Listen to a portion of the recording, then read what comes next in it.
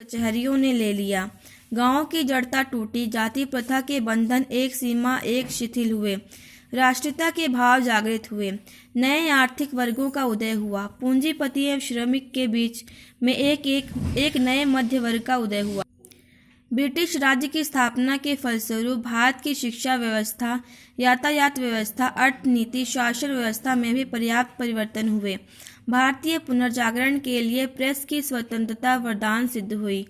पुनर्जागरण के लिए कार्यरत सामाजिक नेताओं ने इसका भरपूर लाभ उठाया। भारतेंदु के समय में प्रायः सभी प्रमुख साहित्यकार किसी न किसी साहित्य पत्र पत्रिका से जुड़े थे। वे इनमें अपनी साहित्यिक रचनाओं के साथ साथ सामयिक समस्याओं पर भी प्रकाश डालने वाले लेख लिखते थे।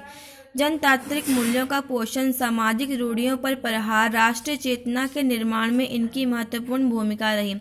मुद्रण ने साहित्यकार और समाज को एक दूसरे से वैचारिक स्तर पर जुड़ने का माध्यम प्रदान किया।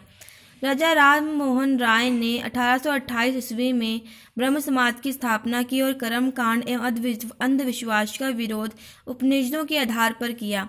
मूर्ति पूजा को वे धर्म का ब्रह्मांडार मानते थे। आज से 175 वर्ष पहले वे अकेले व्यक्ति थे जो अंधश्रद्धा एवं रूढ़ियों के विरोधी थे। उनके कथन तर्कपूर्ण थे। उनके नेतृत्व में ब्रह्म समाज ने जाति प्रथा, सती प्रथा का डटकर विरोध किया। वे विधवा विवाह एवं स्त्री पुरुष की समानता के भी पक्षधर थे। देवेंद्रनाथ टैगोर एवं केशव चंद्र सेन ने भी ब्रह्म समाज को आगे बढ़ाया। केशव चंद्र सेन के प्रभाव से 1867 ईस्वी में प्रार्थना समाज की स्थापना हुई, जिसके प्रमुख उन्नायक महादेव गोविंद रनाडे थे। सामाजिक रूढ़ियों एवं अंधविश्वासों के प्रति वे निरंतर संघर्ष करते रहे। वे मानते थे कि समाज जीवित अवयवों का संगठन है, जिसमें निरंतर परिवर्तन होता रहता है। उन्होंने मनुष्य की समानता पर विशेष बल दिया। वे जाति पात के विरुद्ध थे और अंतर जातीय विवाह के समर्थक। रामकृष्ण मिशन की स्थापना स्वामी विवेकानंद ने की, जबकि आर्य समाज की स्थापना 1867 ईस्वी में स्वामी दयानंद सरस्वती ने बंबई में की। वे वैदिक धर्म को सत्य एवं सार्वभौम मानते थे। जाति, लिंग एवं नस्ल के आधार पर मानव की समानता के वे प्रबल पक्षधर थे। सामाजिक एवं नैतिक मूल्यों के आधार पर आर्य समाज ने एक आचार संहिता बनाई। आर्य समाज का प्रचार मध्य वर्ग के बीच हुआ। सन 1893 में थियोसॉफिकल सोसाइटी से संबंध एनी बेसेंट भारत आई और अपने ओजस्वी भाषणों से सबको प्रभावित किया।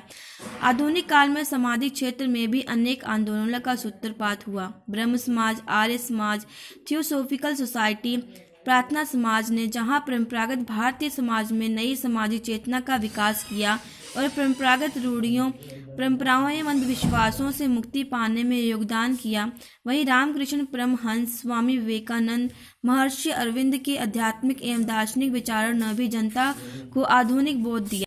गांधी जी ने सत्य, अहिंसा, प्रेम, नैतिकता, सदाचार, सविनय अवज्ञा आदि ने जनता को बहुत कुछ नया दर्शन प्रदान किया।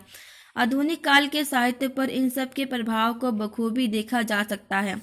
यही नहीं, अपितु आधुनिक काल में विविध आंदोलनों के माध्यम से हुए सामाजिक सुधारों यथा विधवा विवाह, सती प्रथा पर रोक, बाल विवाह पर रोक, अछूतोद्धार एवं जाति प्रथा में शिथिलता ने भी भारतीय समाज को कई रूपों में प्रभावित किया। ईसाई धर्म के प्रचार प्रसार हेतु ईसाई मिशनरियों ने भी आधुनिकता की ओर बढ़ने में सहायता पहुंचाई। विशेष रूप से स्त्री शिक्षा के प्रसार में उनका महत्वपूर्ण योगदान है। अंग्रेजी ढंग के स्कूल कॉलेजों की स्थापना भी भारतीय समाज को आधुनिक बनाने में महत्वपूर्ण भूमिका का निर्वाह किया। पुस्तकों का प्रचार प्रसार होने, समाचार पत्रों के छपने से भी लोगों को विचार विनिमय का अवसर मिला था। देश की बौद्धिक चेतना